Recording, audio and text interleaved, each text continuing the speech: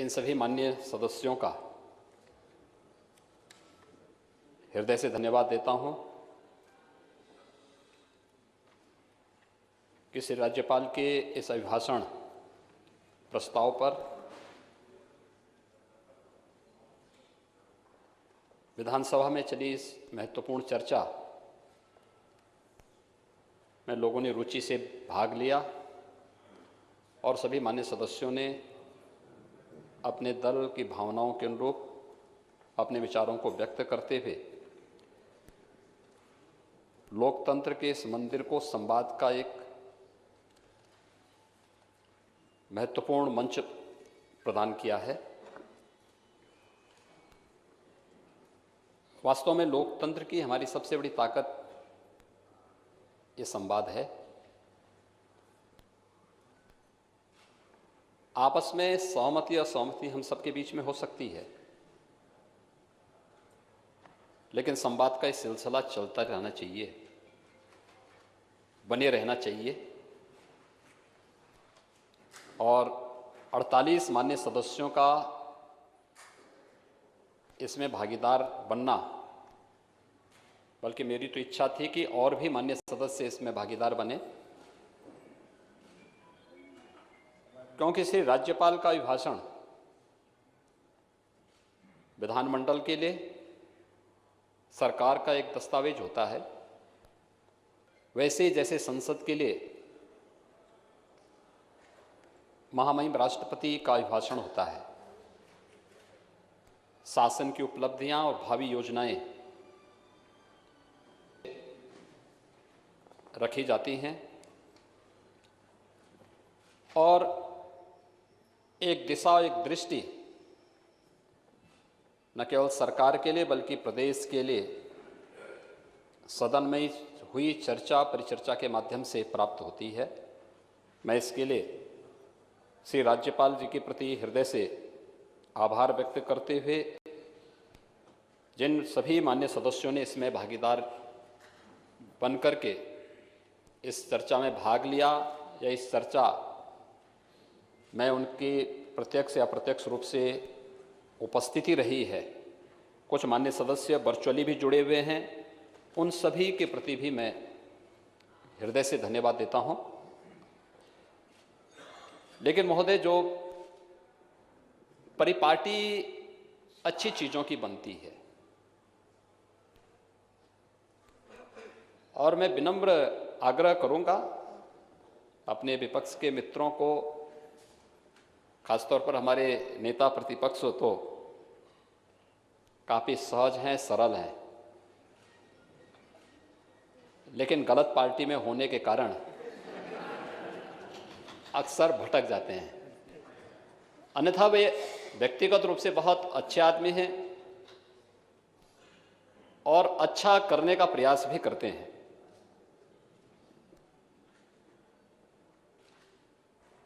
राज्यपाल जी अभिभाषण करने के लिए आए थे। राज्यपाल या राष्ट्रपति देश का संवैधानिक प्रमुख होता है। राज्यपाल प्रदेश का संवैधानिक प्रमुख है।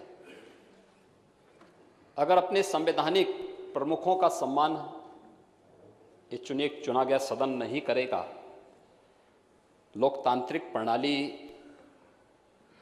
के सामने स्वयं एक गंभीर संकट खड़ा होगा। इसलिए संवैधानिक प्रतीकों, संवैधानिक प्रमुखों का सम्मान चुने गए जनप्रतिनिधियों का दायित्व होना चाहिए। और कहीं ना कहीं इस मामले में हम लोग चूक करते हैं। परिपाटी अच्छी होनी चाहिए, परिपाटी अच्छी, जैसे इस विधान सभा ने पिछली चर्चाओं में 2019 में 2020 में हम लोग उस प्रकार की किसी चर्चा को आगे नहीं बढ़ा पाए वैश्विक महामारी कोरोना के कारण। लेकिन 2019 में इस मामले में काफी अच्छे काम हुए थे, जैसे सस्टेनेबल डेवलपमेंट गोल्स पर 36 घंटे की डिबेट, देश का पहला कोई लोकतांत्रिक मंच था और खासतौर पर उत्तर प्रदेश विधानमंडल में इस पे चर्चा की और माननीय सदस्यों ने इसमें भागीदार बनकर के इस सभी गरीबों गरीबी उन्मूलन के लिए, शिक्षा के लिए, बेहतर स्वास्थ्य के लिए, यानी आप देखेंगे जो चर्चा इस विधानमंडल में हो रही थी कोविड के दौरान, उस चर्चा ने हमें एक बल दिया उस क्षेत्र में कार्य करने के लिए। या फिर अन्य मुद्दों पर भी यहां पर संविधान दिवस के अवसर पर भी 26 नवंबर 2019 को इस सदन ने बैठ करके एक चर्चा की थी। हम फंडामेंटल राइट की बात तो करते हैं, लेकिन हमारी संवैधानिक कर्तव्य क्या हैं, इस पे भी क्या सदन चर्चा करेगा। और पहली बार किसी सदन में अपने संवैधानिक कर्तव्यों पर भी चर्चा हुई थी, और वह उत्तर प्रदेश विधानसभा है। और उत्तर प्रदेश विधानसभा में माननीय सदस्यों ने, सभी पक्षों के माननीय सदस्यों ने अपनी बातों को भी रखा था और साथ साथ अपने उन दायित्वों का बोध भी करते हुए समाज के सामने एक बहुत पॉजिटिव संदेश भी दिया था। अनुसूचित जाति जनजाति से संबंधित बिल पर भी एक स्पेशल सेशन बैठा था और तब भी सदन में चर्चा हुई थी। हमने टालने की रणनीति नहीं अपनाई। एक चर्चा जिसके लिए विधायिका का ये मंच बना हुआ है, उसका बेहतर उपयोग। और राज्यपाल भी जब आती हैं तो श्री राज्यपाल का सम्मान करना सत्ता पक्ष विपक्ष इस सबका सामूहिक दायित्व है। राज्यपाल पार्टी का नहीं, प्रदेश का है। और प्रदेश के संवैधानिक प्रमुख के प्रति सम्मान का भाव होना, उसी प्रकार से जैसे संवैधानिक प्रतीकों के प्रति हम लोग सम्मान का भाव व्यक्त करते हैं, विधायिका के मंच पर राष्ट्रपति जी के लिए, राज्यपाल जी के लिए, न्यायपालिका के प्रति कोई भी विपरीत और प्रतिकूल टिप्पणी नहीं हो सकती है, नहीं करनी चाहिए। परिपाटी तो ये है। लेकिन उस सब के बावजूद भी जिस प्रकार का आचरण देखने को मिल रहा, वास्तव में वह पीड़ादायक है, चिंताजनक है। और मैं किसी व्यक्ति के लिए नहीं बोल रहा हूं, लेकिन मुझे महोदय इस बात पर अवश्य चिंता होती है कभी कभी कि वास्तव में मैं बार बार इस बात को कहता हूं कि हमें अपने सदन को इस बारे में तैयार करना होगा।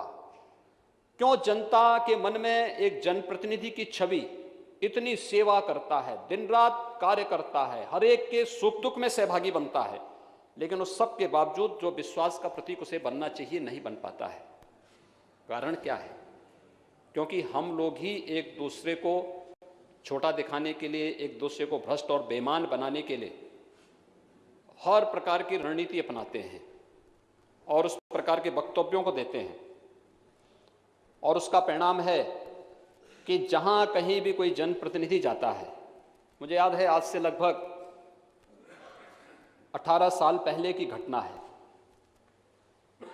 उस समय प्रधानमंत्री श्रद्धेय अटल बिहारी वाजपेयी जी थे। एक बैठक हम लोगों की चल रही थी। उस समय एक माननीय सांसद आए दौड़े दौड़े और उन्होंने एक बात का जिक्र किया। उन्होंने कहा, साहब हम लोगों को लेट हो गया, ट्रेन में हम लोग चल रहे थे, तब तक एक सज्जन आए और उन्होंने कहा, साहब मैं फलानी पार्टी का नेता हूं। कहा, नेता शब्द सुनते ही पब्लिक उस पर टूट पड़ी, पब्लिक उसको मारने लग गई।